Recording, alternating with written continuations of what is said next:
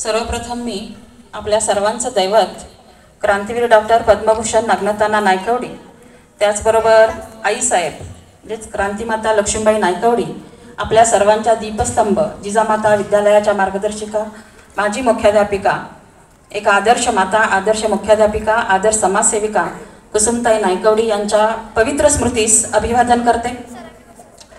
जसं जीवनाचं सार पुस्तक किंवा ग्रंथामध्ये पाहायला मिळतं, तसं कार्यक्रमाचे सार हे प्रास्ताविकामध्ये पाहायला मिळतं।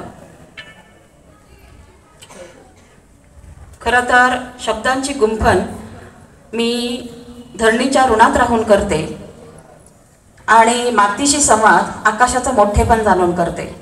आजच्या किसान शिक्षण संस्था संचलित जिजामाता विद्यालयाच्या स्नेहसंमेलनाच्या कार्यक्रमाच्या निमित्तानं पारितोषिक वितरण कार्यक्रमाच्या अध्यक्षा सन्माननीय विशाखा कदम मॅडम, माजी मुख्याध्यापिका जिजामाता विद्यालय वाळवा, त्याचबरोबर आपल्या सर्वांचे लाडके युवा नेतृत्व व राष्ट्रीय कबड्डीपटू सन्माननीय वीर धवल नायकवडी, त्याचबरोबर आपल्या व्यासपीठावरती उपस्थित कार्यक्रमाच्या निमित्तानं अहिर मॅडम, मुळीक मॅडम आणि किसन अहिर विद्यालयाचे मुख्याध्यापक गायकवाड सर, त्याचबरोबर किसन अहिर विद्यालयाचा स्टाफ, जिजामाता विद्यालयाच्या सर्व शिक्षक शिक्षिका आणि विद्यार्थिनी, त्याचबरोबर पालक, या सर्वांचं मी जिजामाता विद्यालयाच्या वतीनं हार्दिक हार्दिक हार्दिक स्वागत करते।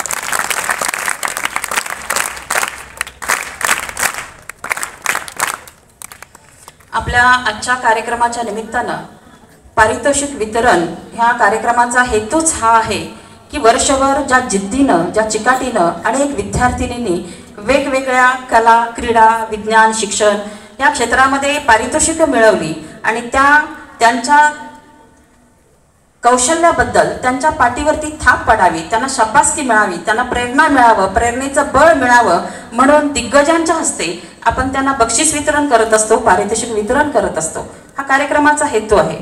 आणि त्याचबरोबर ज्या व्यक्तींच्या हस्ते आपल्याला पारितोषिक मिळतं अशा अनेक महान व्यक्ती आता व्यासपीठावरती आहेत। त्याचबरोबर थोड्याच वेळात आपले जे प्रमुख पाहुणे आहेत त्यांचं आगमन होणार आहे, श्रीयुत श्रीकृष्ण लक्ष्मणराव कटकधोंड साहेब। तर त्यांचा परिचय असा आहे की त्यांचं स्कूलिंग, कॉन्व्हेंट स्कूलिंग सोलापूरला झालेलं आहे, सोलापूर जिल्ह्यातीलच त्यांचा जन्म आहे आणि त्यांचं कॉलेज जे आहे ते ऑलचंद कॉलेज सोलापूर या ठिकाणी झालेलं आहे। ते MBA LLB केलेलं आहे त्यांनी, MBA इन HR म्हणजे ह्युमन रिसोर्स मॅनेजमेंटमध्ये त्यांचं MBA झालेलं आहे आणि त्यानंतर त्यांनी 25 वर्ष मुंबईमध्ये अत्यंत कृतिशीलपणे स्वतःची सेवा बजावलेली आहे। ते आष्टा पोलीस स्टेशनचे वरिष्ठ पोलीस निरीक्षक म्हणून आता सध्या कार्यरत आहेत। त्यांच्या उल्लेखनीय कामगिरीमध्ये त्यांनी शिरोळला महापूर आला असताना त्यांच्या कामगिरीबद्दल त्यांना बक्षीसही मिळालेलं आहे आणि त्याचबरोबर मुंबईमध्ये असताना अमेरिकेचे राजदूत त्यांचा स्पेशल कमांडो फोर्समध्ये त्यांनी काम केलेलं आहे।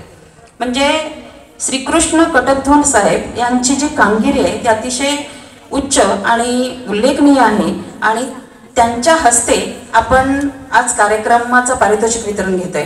खरं तर कार्यक्रम ठरवत असताना आपल्या संस्थेचे सन्माननीय अध्यक्ष वैभव काका नायकवडी आणि त्यांच्या सुविद्य पत्नी नंदिनी काका नायकवडी यांच्याशी ज्या वेळेला मी चर्चा केली की पाहुणे आपण कोणते बोलवायचे, तर त्यांनी आवर्जून सांगितलं जे वर्दीमध्ये आहेत किंवा जे युनिफॉर्ममध्ये आहेत असे पाहुणे आपण बोलूया।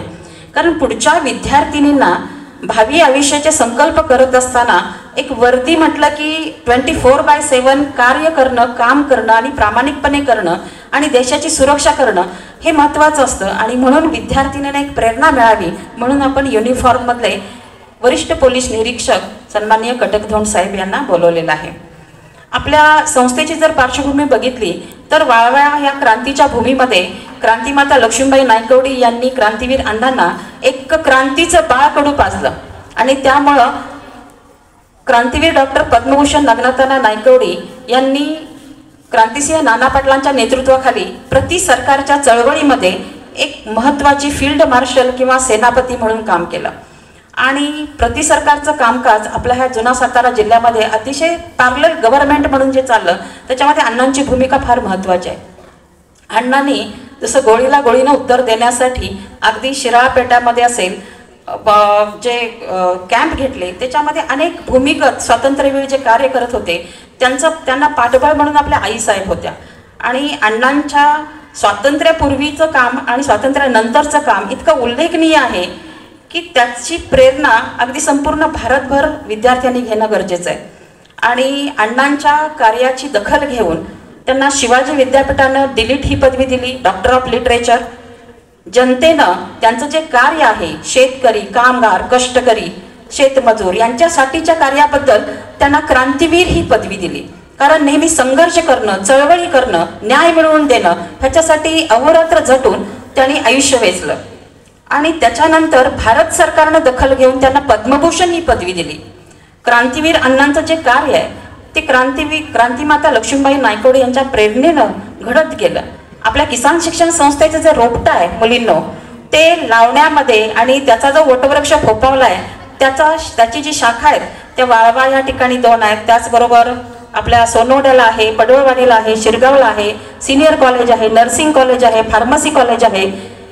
तर या सर्व शाखा किंवा पारंब्या जे विस्तारित झालेल्या आहेत त्याच्या पाठीमागं जे कष्ट आहे, परवाच काकासाहेबांनी उल्लेख केला की ह्या इमारतीचं बांधकाम अपुरं राहू नये म्हणून घरचे दागिने आईसाहेबांनी जे विकले किंवा मोडले तर त्याची आठवण आपण आज ठेवणं आजच्या काळात अतिशय गरजेचं आहे.